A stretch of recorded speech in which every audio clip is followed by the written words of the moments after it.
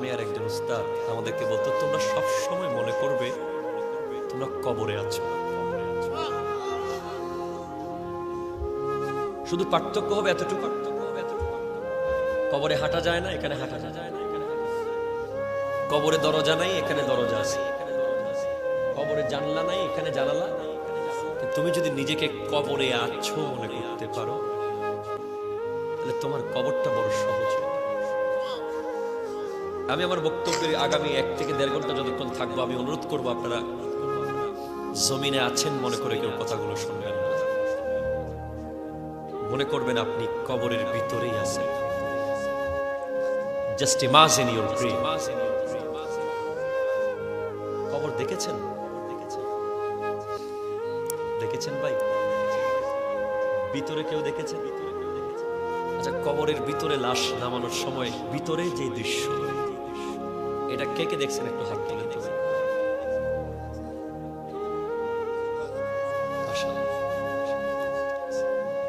আচ্ছা, ওখানে কোনো এসি আছে? ভাই আছে? দামি কোনো ডাইনিং টেবিল, কোনো ড্রয়িং রুম?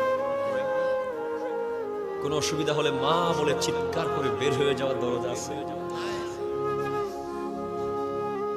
কোনো সাপ দেখলে বা বিচ্ছু দেখলে বাবা বলে ডাক দেওয়ার কোনো সুযোগ আছে?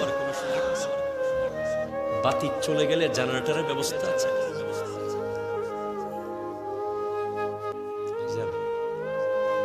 বিশ্বের অনেক কবর আমরা দেখি, কিন্তু বড় আফসোসের ব্যাপার হলো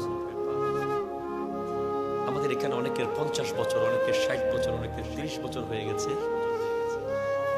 কোনোদিন গিয়ে কবরস্থানে চিন্তা করে নাই যে এটাই আমার শোয়ার জায়গা।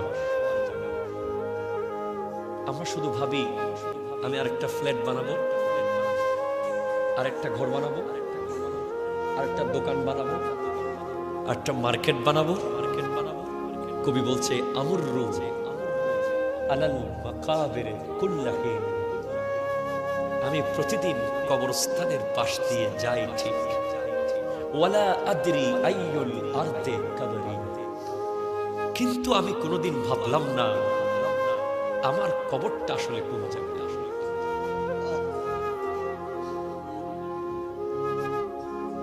ওয়া আফরাহু বিল গানা ইন যাদা মালি,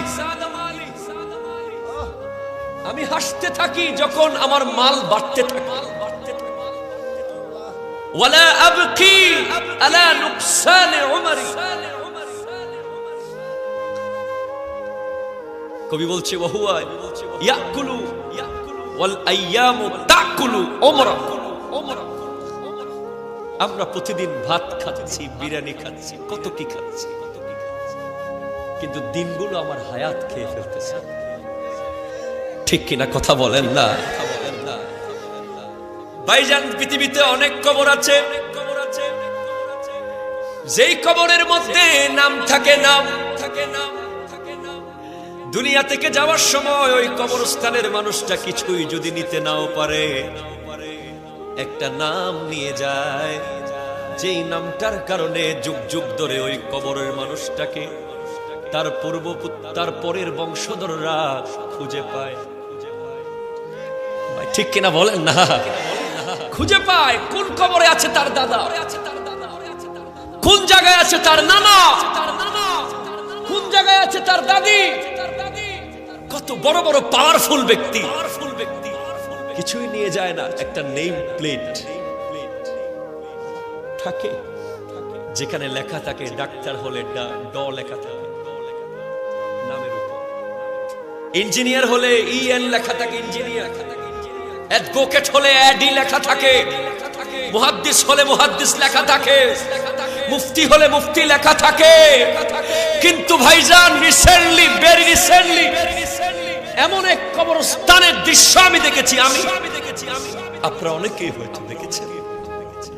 ভাই, লাশগুলো যখন দেওয়া হচ্ছে কবরে, নামের জায়গায় লেখা আছে লাশের পরিচিতি অজ্ঞাত। কি লেখা আছে বলেন না?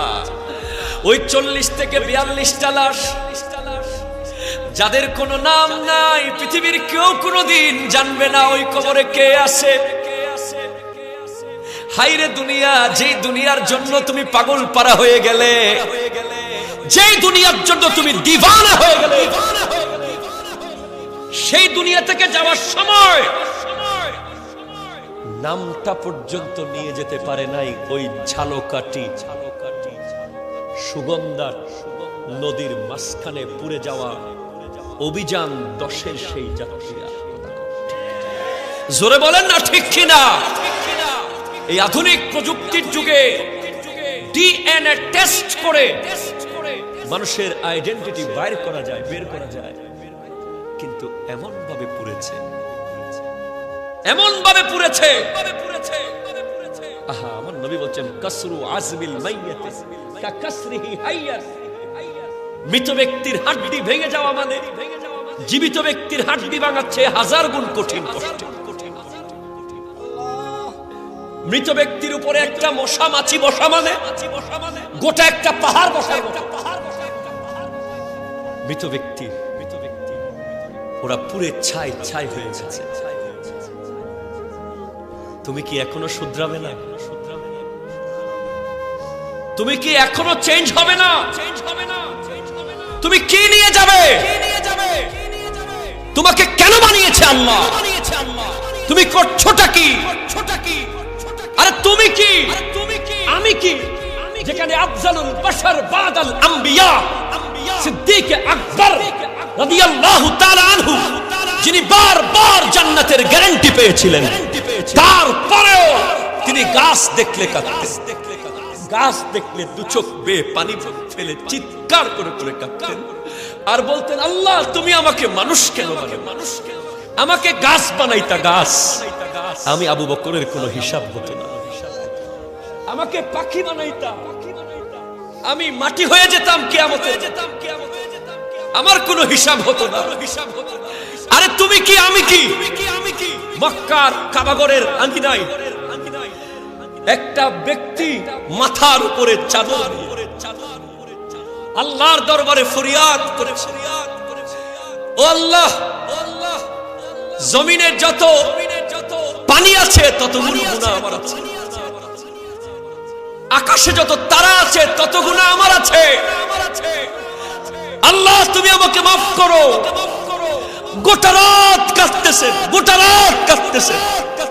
মাথার উপরে চাদর দিয়ে। আরেক বৃদ্ধ লোক দেখে বলে, এই বাচ্চা, এই লোকটা কে এত কাঁদে? কিছুক্ষণ পরে চাদর তুলে দেখে তিনি কে জানেন? ইমাম যাইনুল আবেদিন,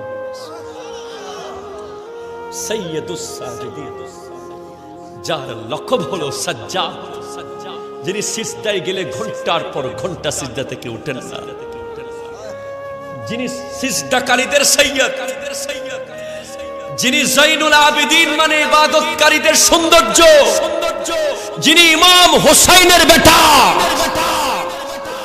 যিনি মা ফাতেমার ঘরের টুকরা, এইভাবে কাঁদে,